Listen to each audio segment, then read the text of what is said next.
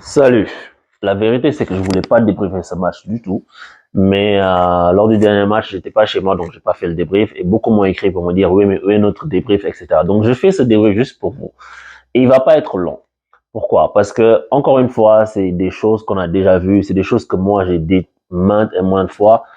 C'est ça l'équipe du Sénégal, tu sais, l'équipe championne d'Afrique, et joue comme ça. Aujourd'hui, tu as le 20e mondial qui joue contre le 131e mondial. Tu t'en rends pas compte. Je sais pas si tu peux dire la différence parce que tu vois qu'une équipe a plus le ballon qu'une autre, mais il y a rien. C'est terrible, quoi. Tu sais, on a joué comme ça de façon dégueu jusqu'au bout et on a gagné la Coupe d'Afrique. Je pense que le match où j'étais vraiment satisfait, c'était Sénégal-Burkina. Mais si tu regardes les matchs du Sénégal, si tu prends les 20 ou les 30 derniers matchs du Sénégal, il y en a pas, je pense pas qu'il y en a 5, il y en a même peut-être 4 où tu es vraiment satisfait. Je sais pas s'il y en a. Peut-être que vous en avez. Moi, en tout cas, mon ressenti, c'est que ça arrive une fois toute la semaine des 4 jeudis. Tu vois, que tu es vraiment satisfait du match du Sénégal. Sénégal-Burkina, c'était vraiment top. Mais je pense que même Sénégal-Bénin, on a gagné 3-0. Mais une fois qu'on leur a mis des buts, après, on s'est relâché. Après, on n'a pas gardé notre sérieux, surtout en défense. On jouait avec beaucoup de facilité. Et aujourd'hui, en fait, il y a rien, quoi. La qualité des transmissions, elle est inexistante. Tu sais, tu te dis, est-ce que c'est des joueurs professionnels? Tu sais, qui n'a pas regardé ce match-là et a vu Fodé Ballo-Touré et s'est pas dit, mais, en fait, j'aurais pu être joueur professionnel. Moi aussi, jouer au Milan AC, tu t'imagines? Le gars, waouh, waouh, ça fait peur.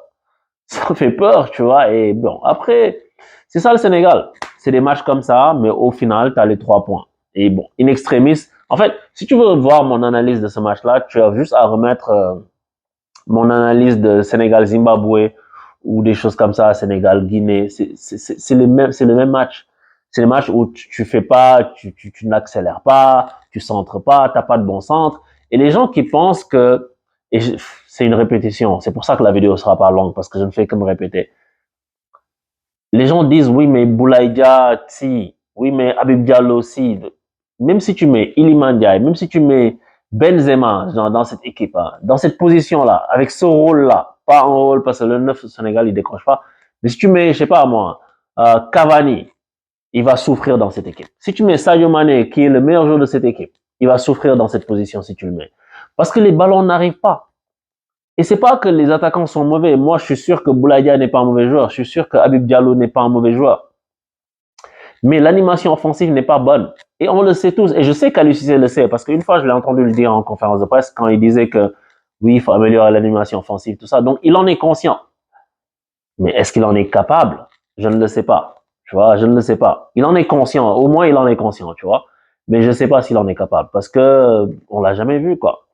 On l'a jamais vu. Après, là, c'est même pas l'équipe. C'est même pas l'excuse de tu fais tourner. Non. Parce que c'est la même ossature qui joue. Tu sais, il n'y a pas de jeu. Il n'y a pas de jeu. Et ça sert à rien. Enfin, l'adversaire, de toute façon, il t'attend devant sa surface. Qu'est-ce que tu veux faire? Si tu n'as pas de vitesse, tu ne peux pas surprendre l'adversaire. Donc, s'il est bien positionné devant sa surface, tu ne pourras jamais marquer. Parce que défendre, c'est beaucoup plus facile qu'attaquer. Défendre, c'est empêcher de. Attaquer, c'est créer. C'est beaucoup plus facile d'empêcher quelque chose que de créer quelque chose. C'est sûr.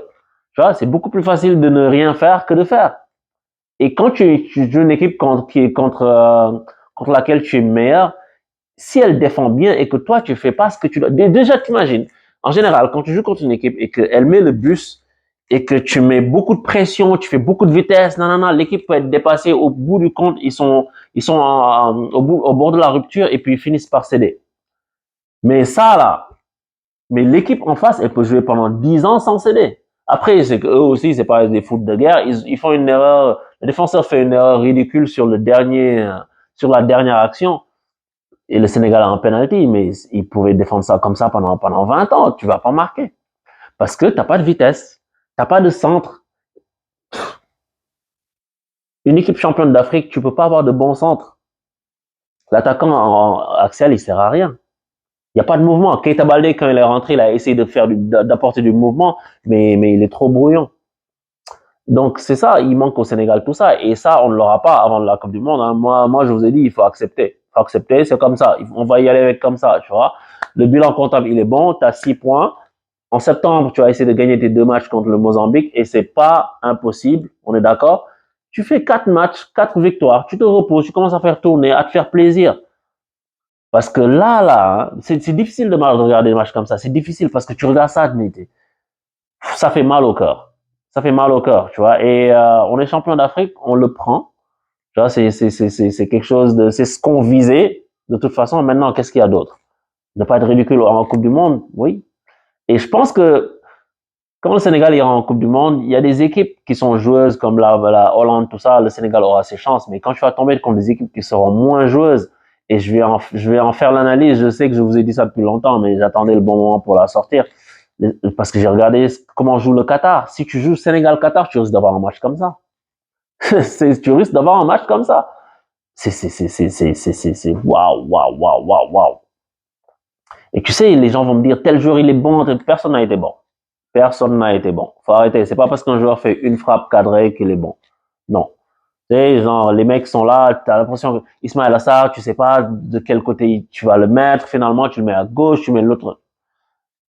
Le coach ne cède pas. Peut-être qu'il essaie de changer pour insuffler quelque chose, mais je pense que c'est dans l'attitude.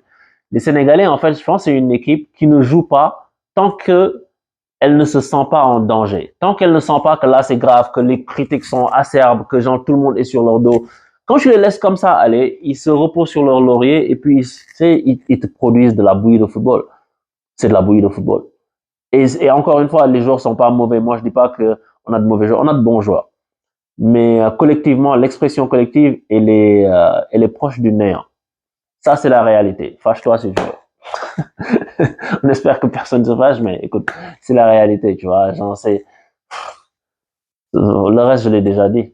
Bon courage, hein, bon courage. Ben, au moins, on reverra pas ça en septembre. Bon, on aura des matchs amicaux et on peut vivre juste avec de l'espoir, mais il faut que cet espoir soit mesuré.